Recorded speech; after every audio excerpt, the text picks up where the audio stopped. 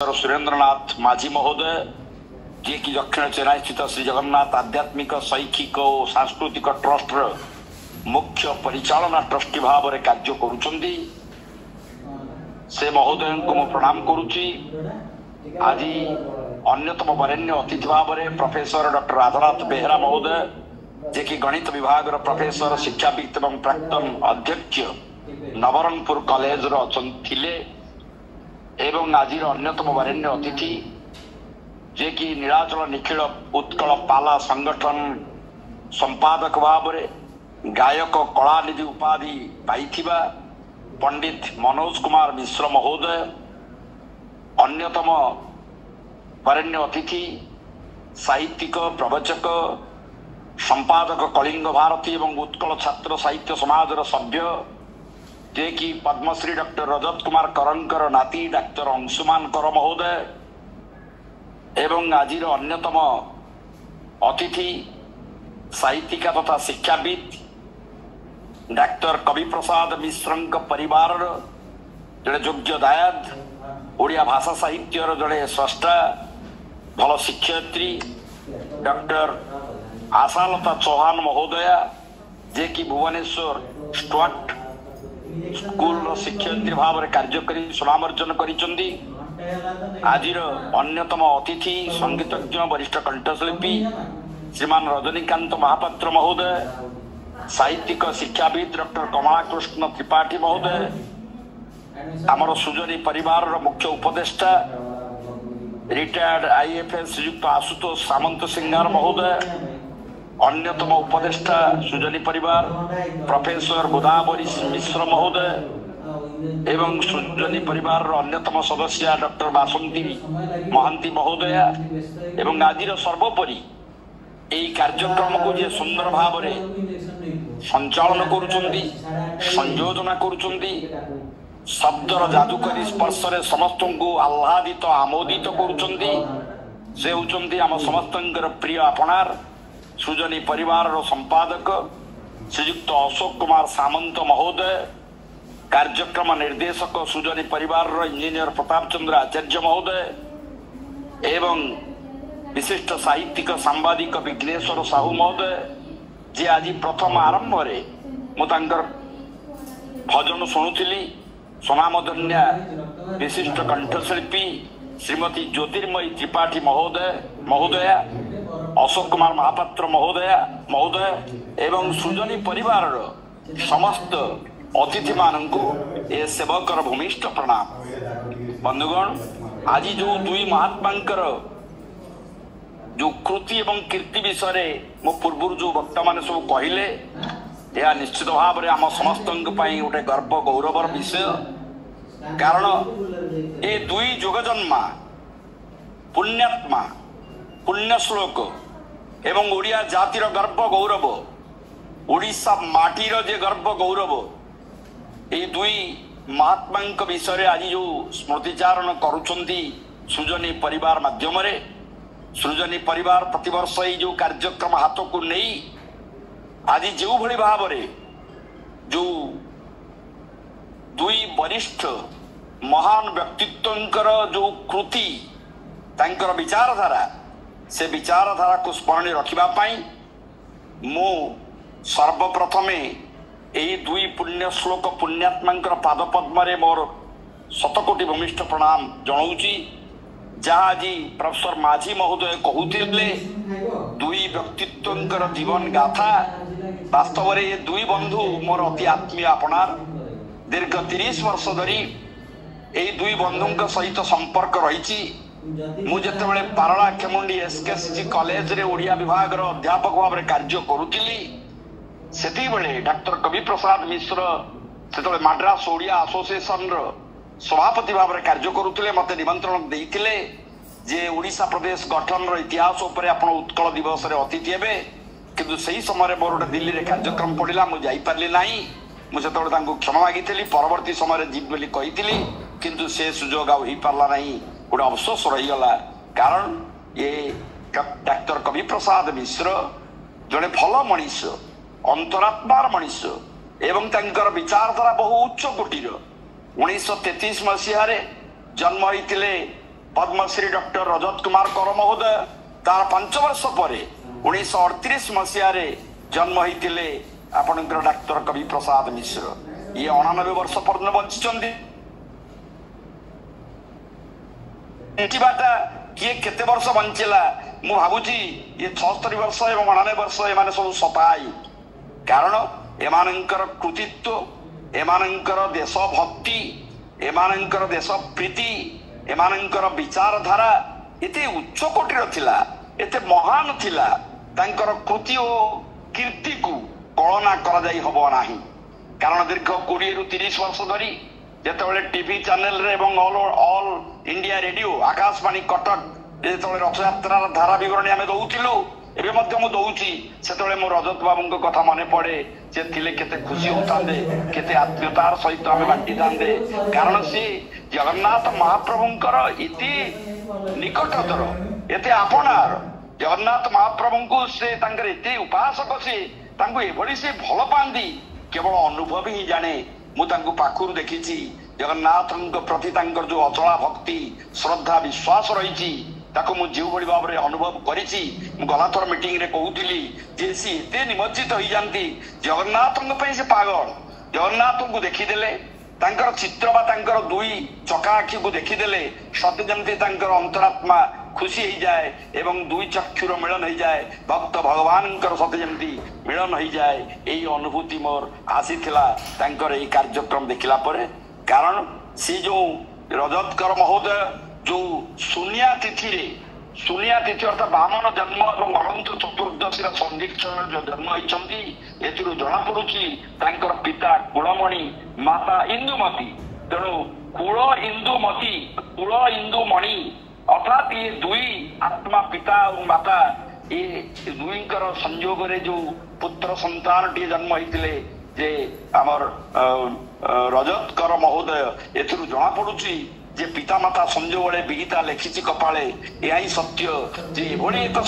संतान को से जन्म देई आमर जाति को धन्य करिसंदी कारण सेतेबेले तो एते स्कूल कॉलेज नथिला एवं से माटी वंश अवधानंकर नाटशाली रे से पढ़ी कारण तांकर माँ इंदुमती थिले जने महिषी महिला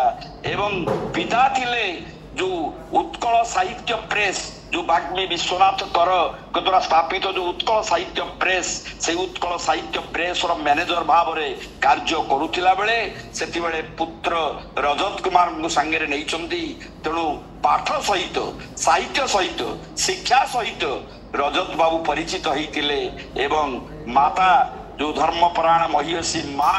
जो इंदुमती मोर इंदुमती कथा पढ़ला बेलू बा इंदुमती कथा पढ़ला बेले मोर मन पड़ुछि गंगाधर मेहरंकर गोटे इंदुमती काव्य अच्छी तेणु से इंदुमती जे कि जड़े महात्मा जे कि जड़े धर्मपरायण माँ महिषी माँ तांकरी गर्भरु जन्म होइतिले एई रजत कुमार कर तेणु साहित्य उत्कल साहित्य प्रेस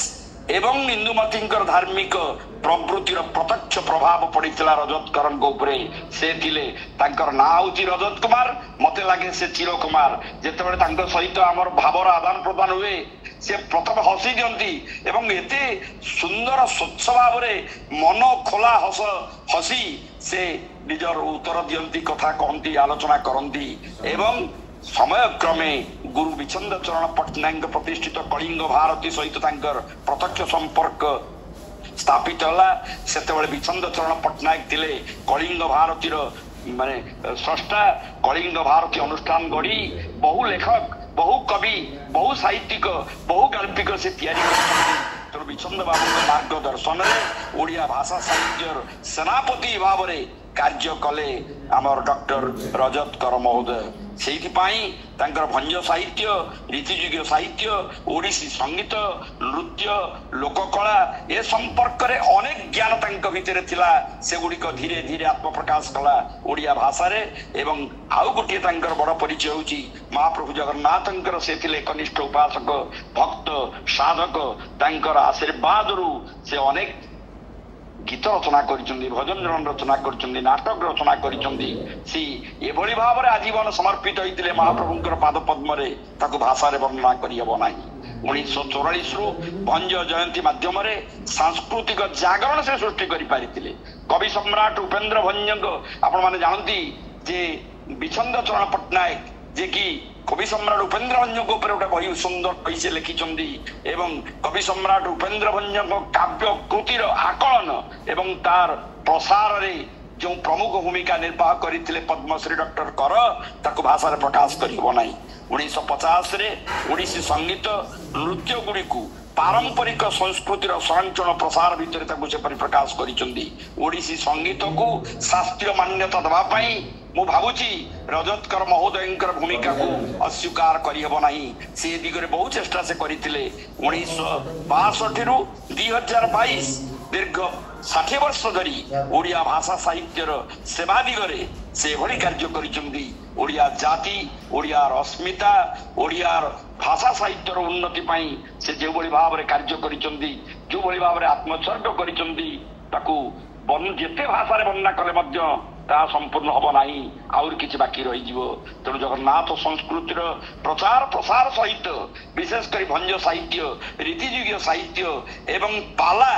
को जो पौराणिक कथा वस्तु को आधार करी जो पाला ताकू परवर्ती समय प्रार्थना चैनल रे बादी पाला रे से जो प्रमुख भूमिका निर्वाह करथिले एथिरु जणा पडुची से जने संस्कृति मनस्क व्यक्ति थिले ओडिया जातिर अस्मिता सहित ओडिया भाषा साहित्य संस्कृतिर प्रचार प्रसार क्षेत्र रे से जो पारदर्शिता प्रदर्शन करि जाइछन्दी ताकू आमे केबेले भूली पारिबा नाही अर्थात ए जाति केबे ओडिया जाति केबे भूली पारिबो नाही 1970 रु 72 मध्य रे जेतळे से एससीआरटी रो डायरेक्टर थिले सेतळे आंध्र रो तेलुगु माध्यम विद्यालय रे ओडिया भाषा शिक्षा रो पाठ्यक्रम प्रचलन सहित एवं जो मध्य प्रदेश जो छत्तीसगढ़ जो रही झारखंड ए अंचल जो हिंदी माध्यम रे बा हिंदी माध्यम विद्यालय रे ओडिया भाषा शिक्षार प्रचलन पाई से जो कार्य करिसंदी ताकू भूली हबो नाही ए जाति केबे भूली पारिबो नाही कारण ओडिया भाषार प्रचार प्रसार पाई तांकर प्राण सर्वदा कांदुथिला ओडिया भाषार शास्त्रीय मान्यता क्षेत्र रे से जो ड्राफ्टिंग कमिटी परामर्शदाता भाव कार्य करी से सुनाम अर्जन करिसंदी तेणु एसीआरटी निर्देशक भाव कार्य करी शिक्षक शिक्षा कार्यक्रम को गुरुत्व दे ताकू जेभली भाव में गोटे पूर्णांग रूप देइछंदी जेभली भाव में ताकू आगे नहीं ताकू आमे भूली पारिबा नहीं एवं द्वितीय तृतीय कथा होची राज्य स्तरीय पाला गायक सम्मेलन आयोजन करी तार पृष्ठपोषक भाव में किभली भाव में पाला को आग करने प्राण कांदी प्रकाश करना तेणु बंधुगण ये एक महान परंपरा जीवन समग्र जाति उत्सर्गीकृत तेणु से प्रार्थना चैनल रे आपण जो बादी पालार महोत्सव चलला कंपिटिशन चलला से रजत बाबूंकर स्वर रजत बाबूंकर चेतना रजत बाबूंकर आध्यात्मिक चिंता पौराणिक जो अभिव्यक्ति पौराणिक भावना को से जो भाव में जो ढंग से प्रकाश करुले भाषा प्रकाश करिबो नाही तेणु तांकर जो भूमिका पाला क्षेत्र में जो भूमिका ताकू आमे निश्चित भाव में स्मरण रखिबा ओडिसी संगीतर शास्त्रीय मान्यता प्रदान क्षेत्र में तांकर जो गुरुत्वपूर्ण भूमिका रही वास्तव में से आम समस्त प्रिय वास्तव में से समस्त आपणार से हजार रु ऊर्ध्व ओडिसी रागर लक्षण को स्थिर करी तार प्रचार प्रसार एवं शास्त्रीय मान्यता प्रदान क्षेत्र में से जो कार्य करिसंदी से कार्यक्रम आमर ओडिया जातिर स्मृति रहिबो मानसपट रहिबो ए जाति केबे भूली पारिबो नाही 2022 मे 8 तारीख सारस्वत साधक पद्मश्री रजत कुमार कर स्थूल शरीर सीना माटी मिशिगला मात्र तांकर जस कीर्ति मान चिरस्मरणीय होई रही प्रतिटी कथा स्नेह बला जो व्यवहार एवं तांकर भल पाइबा तांकर आत्मीयता तांकर निरहंकार स्वभाव आम समस्त को चिरदिन स्मरणीय कर रखिबो तांकर कृति कीर्ति केबे हेले ओडिया जातिर मानसपटरू हजि जीव नाही लिभि जीव नाही केबे हेले आई जाति तांको भूली पारिबो नाही कारण से भली एक प्रतिभाधर व्यक्ति थिले से एकाधार थिले जने कवि गाल्पिक नाट्यकार प्राबंधिक समालोचक शिक्षाविद बाग्मी एवं संस्कृति सम्राट ଯେତେବେଳେ ସେ ପାଠଶାଳୀରେ ଚାଟଶାଳୀରେ ପଢୁଥିଲେ ସେତେବେଳେ ପଣିକିଆ ବର୍ଣ୍ଣବୋଧ ଅକ୍ଷର ଶିକ୍ଷା ଏଇଗୁଡିକ ତାଙ୍କର ପିଲାଟି ବେଳୁ ଥିଲା ଏବଂ ପିଲାଟି ବେଳୁ ଯୋଉ ପିଲାଟି ବେଳୁ ଯୋଉ ଶିକ୍ଷା ସେ ପାଇଥିଲେ ମାଙ୍କର ଆଶୀର୍ବାଦ ପାଇଥିଲେ ପିତାଙ୍କର ସାହିତ୍ୟ ପ୍ରତି ଯୋଉ ଅନୁରାଗ ତାହା ତାଙ୍କୁ ଏଭଳି ପ୍ରଭାବିତ କରିଥିଲା ଫଳରେ ସେ ଭାଷା ସାହିତ୍ୟ କ୍ଷେତ୍ରରେ ଅଦ୍ୱିତୀୟ ସମ୍ରାଟ ହେଇଗଲେ। ଯେତେବେଳେ ସେ ସ୍କୁଲରେ ପାଠ ପଢୁଥିଲେ ସେତେବେଳେ ହିଟଲର ନାଟକରେ ସେ ଅଭିନୟ କରିଛନ୍ତି। ଯେତେବେଳେ କଲେଜରେ ପଢୁଥିଲେ ସେତେବେଳେ ସିପାହୀ ବିଦ୍ରୋହ ନାଟକ ସେ ଲେଖିଛନ୍ତି ଏବଂ ଅଭିନୟ କରିଛନ୍ତି। ସେଥିରେ ଚନ୍ଦନ ହରଜୁରୀ ଚରିତ୍ର ନଥିବାରୁ ସେତେବେଳେ ସେ ପ୍ରତିବାଦ କରିଥିଲେ। ପରବର୍ତ୍ତୀ ସମୟରେ ସେ ଲେଖିଲେ ଚାଖି ଖୁଣ୍ଟିଆ ଜୀବନୀ ଗୋଟେ ରେଡିଓ ନାଟକ ହେଇଥିଲା। ପ୍ରଥମ ନାଟକ ହଉଛି ଚାଖି ଖୁଣ୍ଟିଆ, ଦ୍ୱିତୀୟ ନାଟକ ହଉଛି କବି ସମ୍ରାଟ, ତୃତୀୟ ନାଟକ ହଉଛି ସୁରେନ୍ଦ୍ର ସାଏ ଜୀବନୀକୁ ନେଇକିରି ସମ୍ବଲପୁର ଚୌହାନ ବୀର ସୁରେନ୍ଦ୍ର ସାଏ ଏବଂ ଚତୁର୍ଥ ହଉଛି ତାଙ୍କର 22 ପାବଚ୍ଛ। ଆପଣମାନେ ଜାଣନ୍ତି ଭୈବଂଶ ରାଜା ରାମଚନ୍ଦ୍ର ଦେବ ଯେ ପତିତ ପାପ ଯେ ଆପଣଙ୍କର ପତିତ ହେଇଥିଲେ ମୁକ୍ତିକାମୀ ପାପୀ ପତିତ ମାନଙ୍କୁ ତାରିବା ପାଇଁ ମହାପ୍ରଭୁ ଜଗନ୍ନାଥଙ୍କର ଯୋଉ ପତିତ ପାବନ ଯାତ୍ରା ସେ ଯେତେବେଳେ ମୁସଲମାନ ରମଣୀକୁ ବିବାହ କରିକିରି ଯେତେବେଳେ ହାଫିଜ କାଦର ବେଗ ହେଇଥିଲେ ସେତେବେଳେ ସେ ମନ୍ଦିର ଭିତରକୁ ପ୍ରବେଶ କରିପାରିଲେ ନାହିଁ। ତାଙ୍କରି ଆଦେଶରେ ଯୋଉ ସିଂହ ଦ୍ୱାର ଗୁମଟର ଡାହାଣ ପଟରେ ଯୋଉ ପତିତ ପାବନ ଚିତ୍ର ଅଙ୍କିତ ହେଇଥିଲା ସେଇ ପତିତ ପାବନ ଚେତନାକୁ ନେଇକିରି ସେ ଲେଖିଥିଲେ 22 ପାବଚ୍ଛ। ତା ଏଭଳି ଏତେ ପରିମାଣରେ ସେ ମାନେ ଏତେ ପରିମାଣରେ ସମସ୍ତଙ୍କ ଦ୍ୱାରା ଆଦୃତ ହେଇଥିଲା ତାକୁ ଭାଷାରେ ପ୍ରକାଶ କରିହେବ ନାହିଁ। ତେଣୁ ଜଣେ ନାଟ୍ୟକାର ଭାବରେ ଜଣେ ସାହିତ୍ୟିକ ଭାବରେ ଏବଂ ତାଙ୍କର 1994ରେ ଚାଖି ଖୁଣ୍ଟିଆ ଯୋଉ ନାଟକଟି ଲେଖିଥିଲେ ଶ୍ରେଷ୍ଠ ନାଟ୍ୟକାର ସମ୍ମାନ ସେ ପାଇଛନ୍ତି ସଙ୍ଗୀତ ନାଟକ ଏକାଡେମୀ ପକ୍ଷରୁ ଏବଂ 2017ରେ ଓଡ଼ିଶା ସାହିତ୍ୟ ଏକାଡେମୀ ତାଙ୍କୁ ବରେଣ୍ୟ ସାହିତ୍ୟ ସାଧକ ସମ୍ମାନରେ ସମ୍ମାନିତ କରି ଆମକୁ ଧନ୍ୟ କରିଛନ୍ତି। 2017ରେ ଉତ୍କଳ ସଂସ୍କୃତି ବିଶ୍ୱବିଦ୍ୟାଳୟ ତାଙ୍କୁ ଅନରାରୀ ଡିଲିଟ୍ ବା ସମ୍ମାନିକ ସ୍ୱରୂପ ଡିଲିଟ୍ ଉପାଧି ଦେଇ ଏ ଜାତିକୁ ଗୌରବାନ୍ୱିତ କରିଛନ୍ତି। ତେଣୁ ରଜତକର ମହୋଦୟ 98 ବର୍ଷ ସିନା ବଞ୍ଚିଛନ୍ତି କିନ୍ତୁ ମୁଁ ଭାବେ ସେ ଜଣେ ଯଶସ୍ୱୀ ସଦାୟୁ ଯଶସ୍ୱୀ ବ୍ୟକ୍ତିତ୍ୱ ତାଙ୍କର କୃପା ଆଶୀର୍ବାଦ ଏ ଜାତି ପ୍ରତି ରହିଛି। ଏ ଜାତି ତାଙ୍କୁ କେବେ ଭୁଲି ପାରିବ ନାହିଁ। ତାଙ୍କର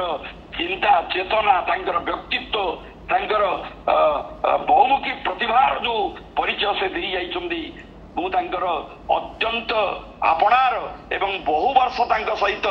ଆପଣଙ୍କର ଟିଭି ଚ୍ୟାନେଲରେ ରଥଯାତ୍ରାର ଧାରା ବିବରଣୀ ଦେଲାବେଳେ ମୁଁ ତାଙ୍କ ସହିତ ମିଶିଛି। ପୁରୀ ହୋଟେଲରେ ଆମେ ଏକାଠି ରହିଛୁ। ତାଙ୍କର ସମୁଦି ଘରେ ସୁନ୍ଦର ବରା ସେ ତିଆରି କରନ୍ତି, ସେ ବରା ଆମେ ଖାଇଛୁ ଏବଂ ଏତେ ସୁନ୍ଦର କଥା ସେ କହନ୍ତି, ଏତେ ଆପଣାର କରିନିଅନ୍ତି, ଏତେ ମନ୍ତ୍ରମୁଗ୍ଧ କରିଦିଅନ୍ତି। ଆପଣ ତାଙ୍କୁ ଅନୁଭବ ନ କଲେ ଜାଣିପାରିବେ ନାହିଁ। ସେଇଭଳି ଜଣେ ଅନୁଭବୀ ବ୍ୟକ୍ତିତ୍ୱ ପଦ୍ମଶ୍ରୀ ଡକ୍ଟର ରଜତ କୁମାର କର ମହୋଦୟଙ୍କର ପାଦ ପଦ୍ମରେ ଏ ସେବକର ଶତକୋଟି ଭୂମିଷ୍ଠ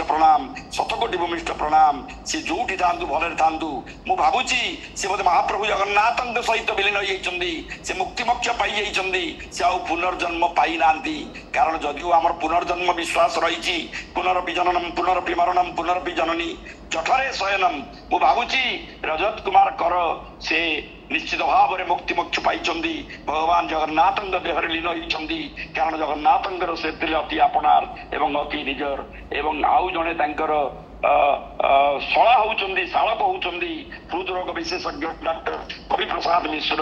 ଯିଏକି 1938ରୁ 2014 76 ବର୍ଷ ସେ ବଞ୍ଚିଛନ୍ତି ଏବଂ ତାଙ୍କର ଜନ୍ମ ମଧ୍ୟ ଅଲୌକିକ, ତାଙ୍କର ଜନ୍ମ ମଧ୍ୟ ସାରସ୍ୱତ। ସେ କେବେ ଜନ୍ମ ହେଇଛନ୍ତି ନା ଗମହା ପୂର୍ଣ୍ଣମୀ ଝୁଲଣ ପୂର୍ଣ୍ଣମୀ ଦିନ ଜ୍ୟେଷ୍ଠ ଭ୍ରାତ ବଡ ଠାକୁର ବଳଭଦ୍ରଙ୍କର ଜନ୍ମତିଥି। ସେଇ ଜନ୍ମତିଥିରେ ଭୂମିଷ୍ଠ ହୋଇଥିଲେ ଏଇ ମହାତ୍ମା ଏଇ ପୁଣ୍ୟାତ୍ମା ଯିଏକି ଡାକ୍ତର କବି ପ୍ରସାଦ ମିଶ୍ର। ଦ୍ୱିତୀୟ ବିଶ୍ୱଯୁଦ୍ଧର ଆତଙ୍କ ଏବଂ ବୋମା ଭୟରେ ତାଙ୍କର ପିତାମାତା ତାଙ୍କୁ ଗାଁକୁ ନେଇ ଯାଇଥିଲେ। କବି ପ୍ରସାଦଙ୍କୁ ନେଇ କୋଉଠି ରଖିଲେ ନା ପାରାଦୀପର କୁଜଙ୍ଗର ସନ୍ତରା ଗ୍ରାମରେ, ଯାହା ବର୍ତ୍ତମାନ ଜଗତସିଂହପୁର ଜିଲ୍ଲାରେ ଅବସ୍ଥିତ। ସେଇ ସନ୍ତରା ଗ୍ରାମରେ ସେ ଗାଁ ଚାଟଶାଳୀରେ ପଢିଲେ। କାରଣ ସେତେବେଳେ ଗାଁ ଚାଟଶାଳୀ ଥିଲା ପ୍ରାଥମିକ ପର୍ଯ୍ୟାୟର। କାରଣ 5 ବର୍ଷ ନହେଲେ ପ୍ରାଥମିକ ବିଦ୍ୟାଳୟରେ ନାଁ ଲେଖି ହବ ନାହିଁ। 1 କ୍ଲାସରେ ନାଁ ଲେଖି